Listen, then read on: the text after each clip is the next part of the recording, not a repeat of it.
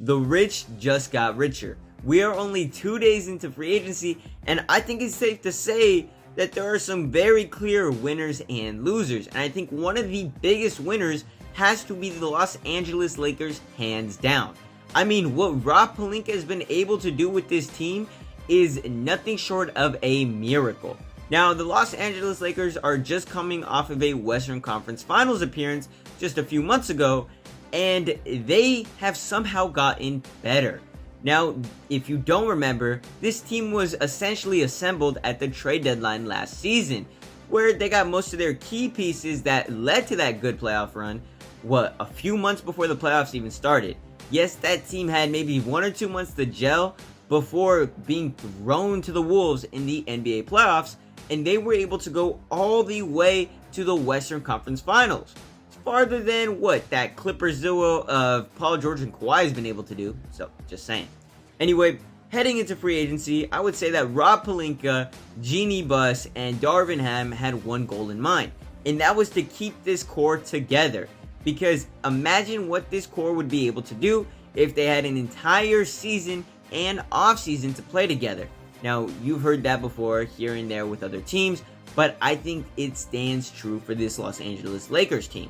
Anyway, to do so, they would need to re-sign 3 key free agents, with those guys being Austin Reeves, DAngelo Russell, and Rui Hachimura. Now, the Lakers did have bird rights on most, if not all of those guys, so retaining them wasn't going to be too hard unless one of the other teams in the NBA decided to hand a bag out to one of them that was so ridiculous that LA just couldn't match it.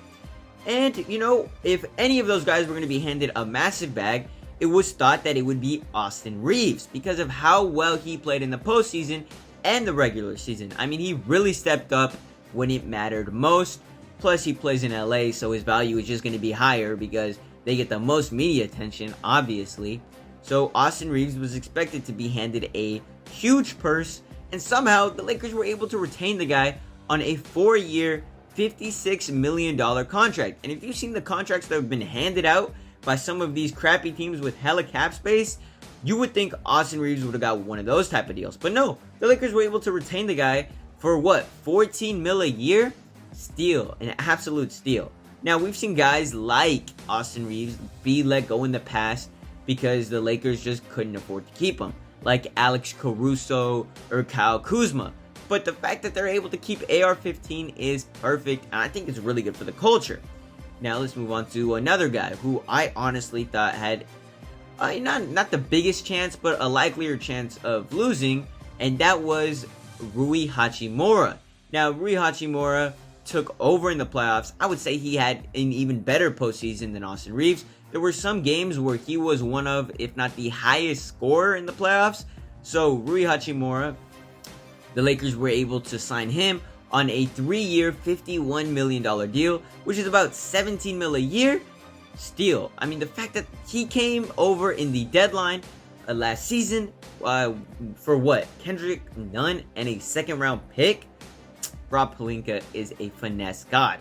The Lakers got him for nothing, and then were able to sign him for kind of cheap on a longish term deal.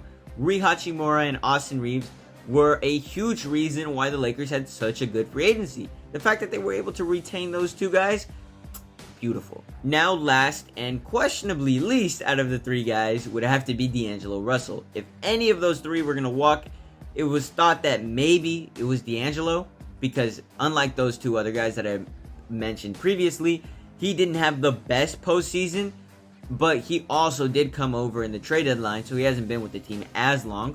But while he was there in the regular season, he had some pretty good games. Hell, his debut against the Golden State Warriors, DAngelo Russell played fantastic. And when I was growing up, he was on the Los Angeles Lakers for a few seasons. He was one of my favorite players. And the fact that he was able to come back to LA was all the more magical. Now, unlike the other 2 guys, his deal is a little bit shorter. I want to say 2 years, $37 mil. That's about $18.5 a year. And the second year is a player option, so he's not going to be around as long. But the fact that the Lakers were able to retain him is huge, which means they brought those 3 starting quality players. Those 3 are probably going to start alongside LeBron James and Anthony Davis. So right there, you got your starting 5. And that's a pretty good damn starting 5. You give those 5 a whole offseason and a whole regular season.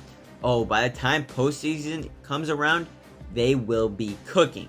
Now, besides those 3 key re-signings, what else did the Los Angeles Lakers do to be big winners in free agency?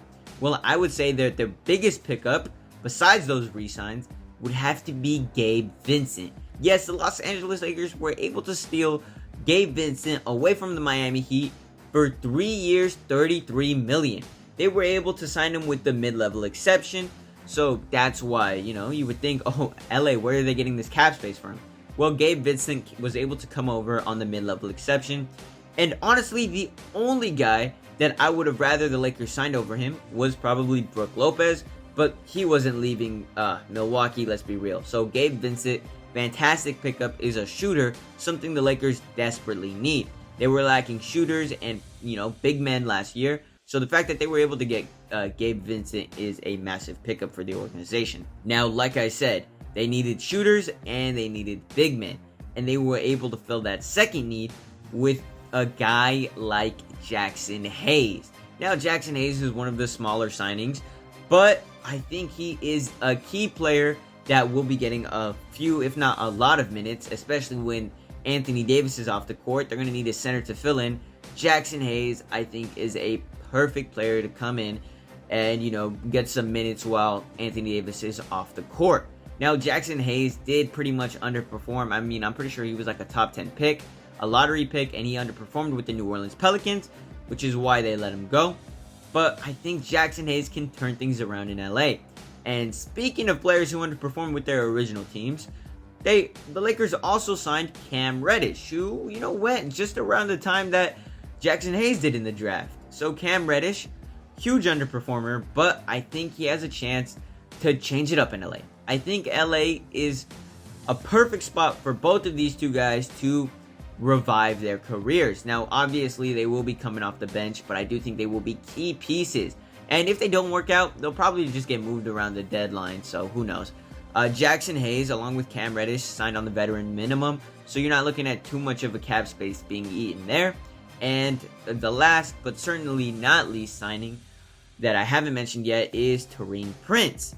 Now, he coming from the Timberwolves, a 3-and-D guy who can basically do it all. He's going to be a wing that the Lakers really needed. He is perfect, 6 whatever. He's kind of tall, a likely biannual exception signing. Looking at 1 year, $4.5 million, so not too expensive at all. I love the Taurean Prince pickup, low-key signing. Probably one of my favorite smaller signings that the Lakers did.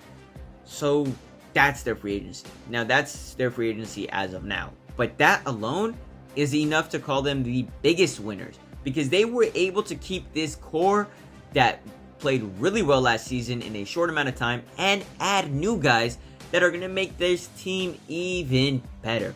I'm excited to see the Los Angeles Lakers heading into next season, see what they can do with a full season behind them. So, I'll catch y'all later. Much love. And let me know in the comments who you think the biggest winners of free agency were. Much love. Deuces.